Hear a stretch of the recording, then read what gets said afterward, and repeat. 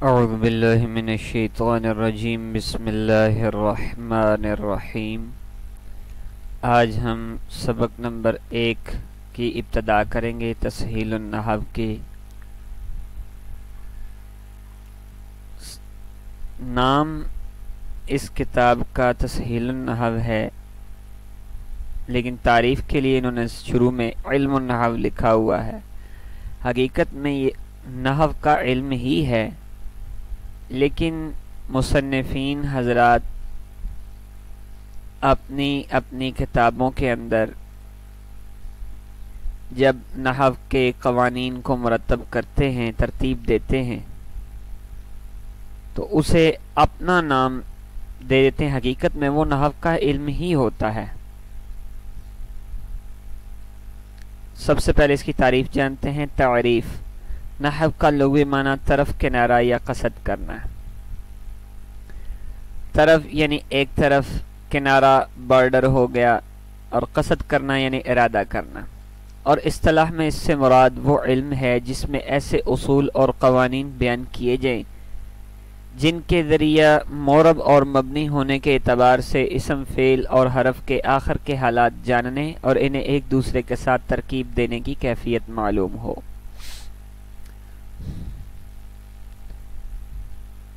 اصطلاح میں اس سے مراد، اصطلاح کا مطلب کیا ہوتا ہے؟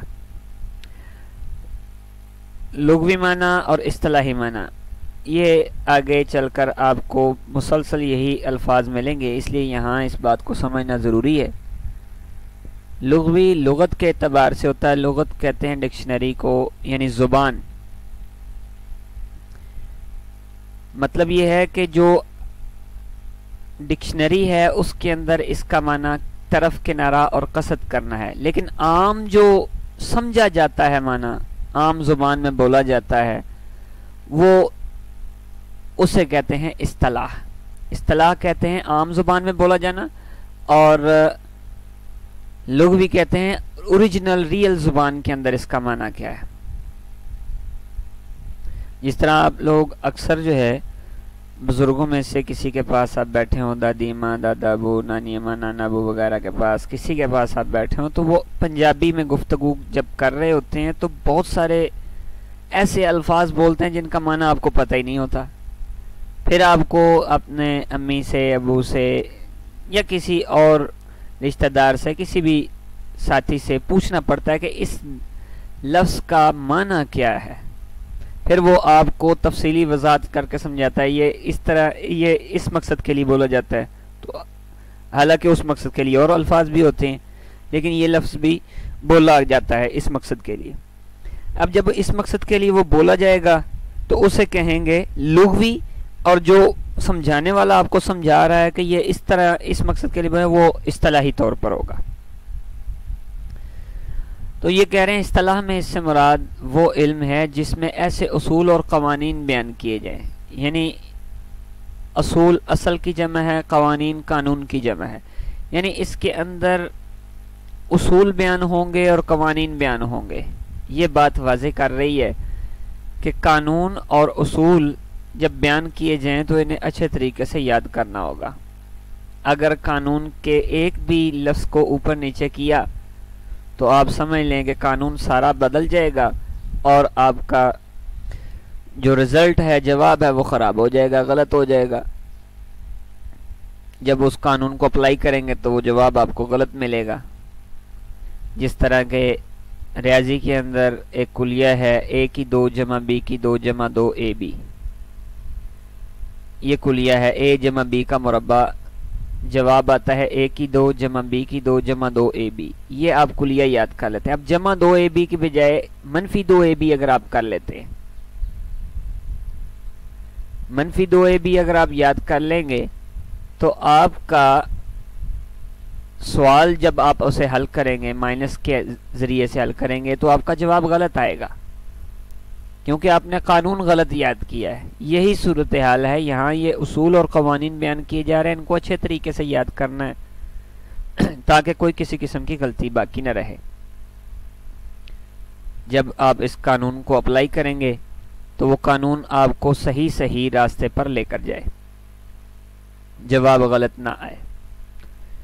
آگے وہ کہہ رہے ہیں قانون اور اصول کیسے ہیں؟ وہ ایسے قانون اور اصول ہیں جن کے ذریعہ مورب اور مبنی ہونے کے اعتبار سے اسم فعل اور حرف کے آخر کے حالات جاننے ہیں اور انہیں ایک دوسرے کے ساتھ ترکیب دینے کی کیفیت معلوم ہونی چاہیے۔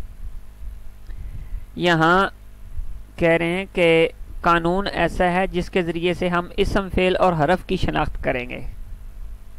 اسم فعل حرف کی شناخت کیسے کریں گے؟ مورب اور مبنی ہونے کے اعتبار سے، مورب اور مبنی ہونے کے اعتبار سے۔ مثال کے طور پہ آپ یہ دیکھیں گے کہ یہ کلمہ مورب ہے یا مبنی، جس طرح کے دو دھاتیں ہوتی ہیں، ایک سونا اور ایک چاندی، تو اب آپ کو پرکھنے والا پرکھ کر بتاتا ہے یہ سونا ہے یہ چاندی ہے۔ اسی طرح سونا اور پیتل دونوں کا رنگ ایک جیسا ہے، آپ کو فرق کیسے پتہ چلے گا؟ آپ کو کیسے پتہ چلے گا کہ یہ سونا ہے یہ پیتل ہے؟ تو یہ سنیارہ آپ کو بتائے گا کہ یہ پیتل ہے اور یہ سونا ہے۔ تو یہاں یہی بات ہو رہی ہے، وہ کہتے ہیں اسم فعل اور حرف کے آخر کے حالات جاننے اور انہیں ایک دوسرے کے ساتھ ترکیب دینے کی کیفیت معلوم ہو۔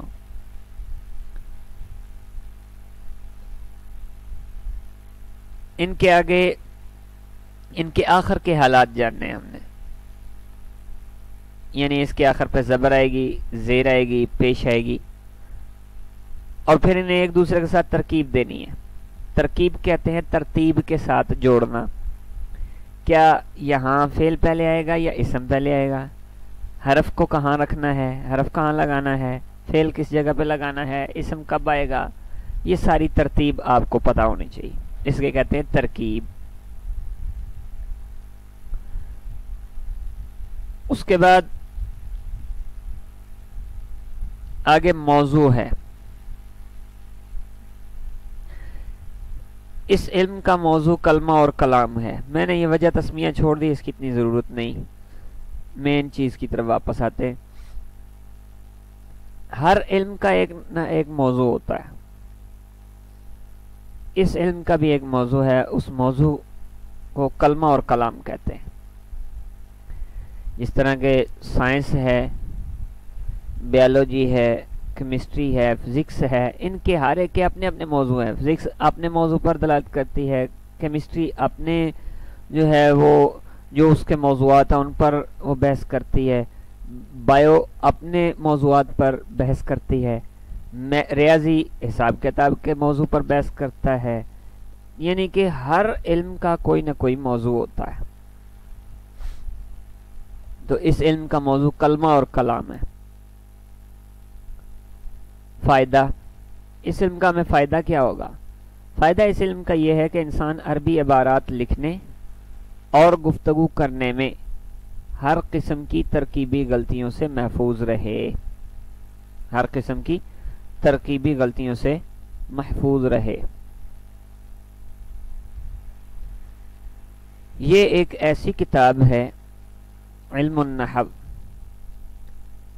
اس علم کو جاننے کے بعد آپ صرف عربی ہی نہیں، آپ کی اردو کے اندر بہت زیادہ بہتری آئے گی۔ اس کے علاوہ آپ انگریزی زبان جو ہے، انگریزی زبان، اس کے اندر آپ کو بہت زیادہ بہتری محسوس ہوگی انگریزی زبان کے اندر، اور انگریزی بھی آپ اس زبان کے ذریعے سے کر سکتے ہیں۔ مختلف زبانوں کے اوپر آپ عبور حاصل کر سکتے ہیں علم نحو کے ذریعے سے۔ بس صرف سوچنے اور سمجھنے کی طاقت ہونی چاہیے، بندہ سوچے اور سمجھے تو وہ بہت کچھ کر سکتا ہے۔ وہ کہتے ہیں کہ ایک من علم کے لیے 10 من جو ہے وہ عقل کی ضرورت ہوتی ہے۔ تو علم نحو کے لیے فارسی کے اندر ایک مقولہ ہے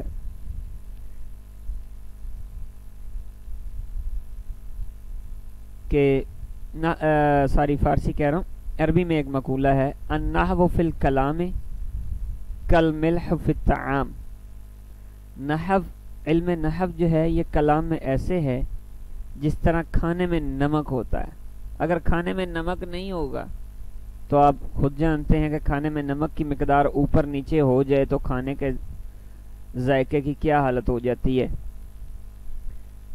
تو یہی کیفیت علم نحو کی ہے، کہ اگر علم نحو صحیح طریقے سے آپ کو نہیں آئے گا تو یہ نمک کی طرح ہی ہے کہ کلام کا جو ہے وہ بیڑا غرق ہو جائے گا، اور اگر صحیح طریقے سے آتا ہے تو کلام بھی ٹھیک آئے گا، آپ اچھے طریقے سے عربی بول سکتے ہیں، عربی سمجھ سکتے ہیں، عربی کا ترجمہ کر سکتے ہیں، اس کے علاوہ عربی عبارت لکھ سکتے ہیں، اعراب لگا سکتے ہیں، یہ علم نحو کا ہی کمال ہے۔ اس کے بعد دوسرا مقولہ ہے علم النحو اور علم الصرف دونوں کے حوالے سے، الصرف ام العلوم والنحو ابوہا، صرف جو ہے وہ تمام علوم کی ماں ہے اور نحو جو ہے یہ تمام علوم کا باپ ہے۔ تو یہاں تک علم نحو کا تعارف تھا، موضوع تھا اور فائدہ، یہاں تک ہمارا پہلا سبق ختم ہوا۔ السلام علیکم ورحمۃ اللہ وبرکاتہ۔